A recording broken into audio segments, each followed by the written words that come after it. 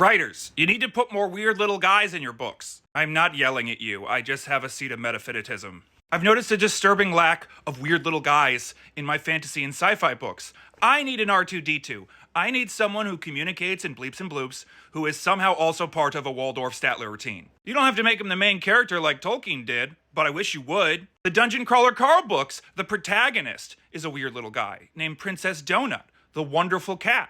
I don't know why they named the series after the human she follows around when clearly she's the main character, but she is little and weird and has a wonderful personality. I don't want quippy, annoying characters. I don't need them to follow the main character around and make terrible jokes the whole time. Give them complex personalities. Just make them weird and little.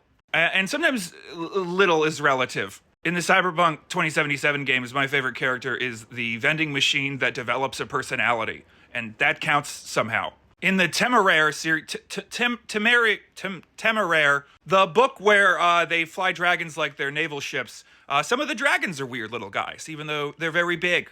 Terry Pratchett is wonderful at this. He has an orangutan that runs a library and a suitcase with too many legs that bites people. In fact, nearly every one of his books is a weird little guy. And in the grand tradition of steal the shit you like when you write, I have filled my own book with weird little guys. There's an entire race of these trilobite looking guys who are about a foot tall and are the engineers on the ship where everybody lives. And they encounter a race of reverse hermit crab ooblex that are like, I don't know, a foot tall. And they can't die, so they're constantly fighting with one another in these absurd battles that destroy everything around them because they have no concept of mortality. And that's a problem for everybody else except them. Weird little guys. Check, check, check!